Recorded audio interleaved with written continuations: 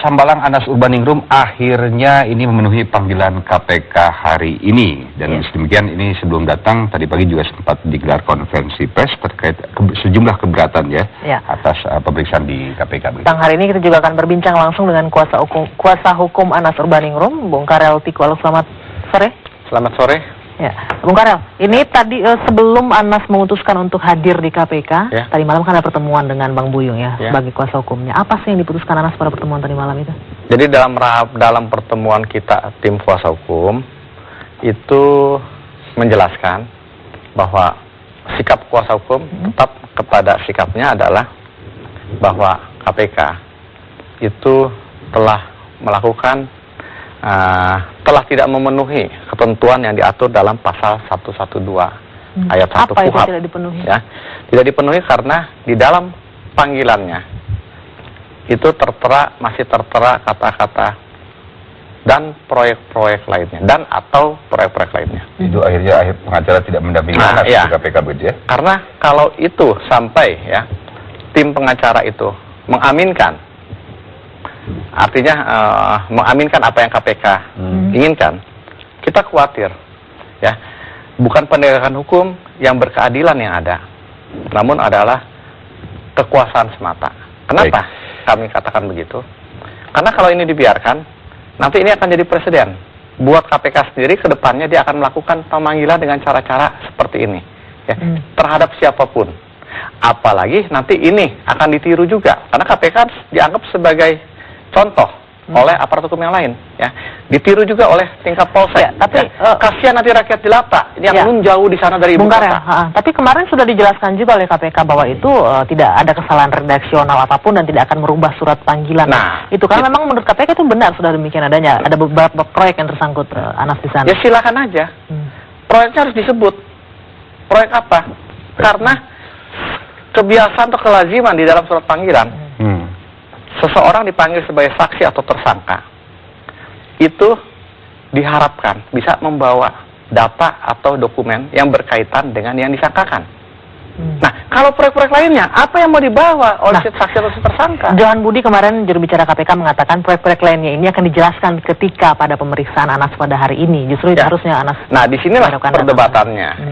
Menurut Johan Budi, itu akan diperiksa setelah datang. Dia menggunakan pasal 51 KUHP.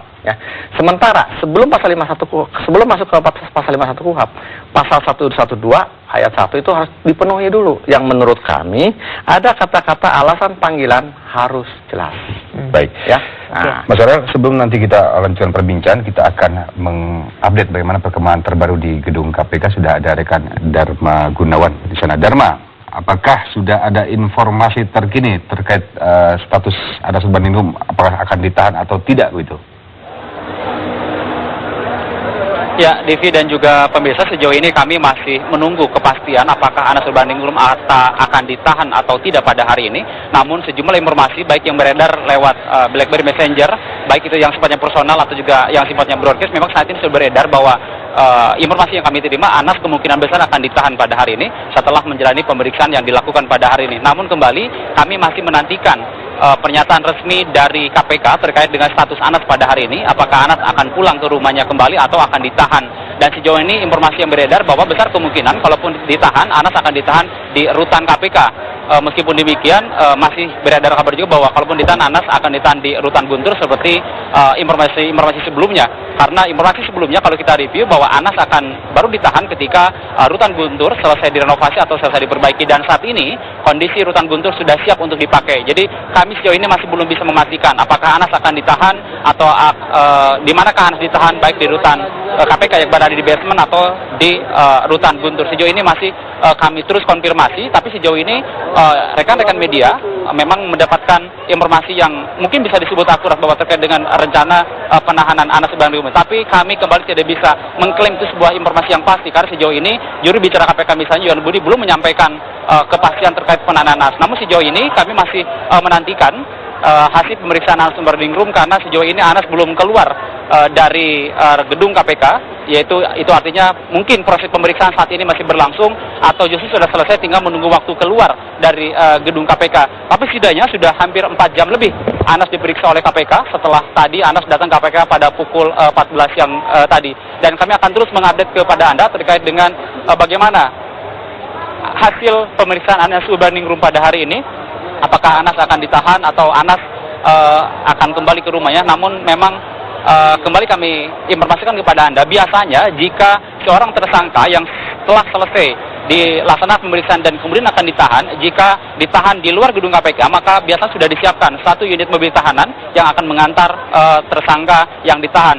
Tapi jika tersangka itu ditahan di basement atau di rutan KPK yang berada di basement gedung KPK ini, biasanya memang tidak disiapkan mobil, tapi tersangka yang sudah ditahan itu tinggal jalan kaki melewati depan lobi KPK. Kami masih menantikan, rekan-rekan media sejauh ini masih menantikan kepastian terkait dengan bagaimana hasil lahir pemeriksaan Anas Urbaningrum yang merupakan ini adalah pemanggilan kedua setelah pada pemanggilan pertama pada tanggal 7 Januari kemarin mangkir, dan pada hari ini Anas datang dengan berani, dengan gentle begitu, karena Anas datang sendiri seperti yang tampak pada siang tadi tanpa didampingi oleh banyak koleganya, hanya beberapa orang saja yang mendampingi Anas. Demikian informasi sementara dan kami akan terus mengupdate terkait dengan bagaimana hasil dari pemeriksaan Anas Urbaningrum pada hari ini. Untuk sementara kita kembalikan ke studio Divi dan Anggi. Dharma Gunawan, terima kasih. Sebelum nanti kita lanjutkan, Bung Karel mungkin bisa minta tanggapannya sedikit mengenai jika nanti Anas ditahan, bagaimana langkahnya, jika tidak juga bagaimana, dan juga pertanyaan mengapa tim kuasa hukum tidak ada yang mendampingi pada saat pemeriksaan pertama ini. Tapi nanti kita jeda dulu sejenak, kabar petang akan kami lanjutkan sesaat lagi.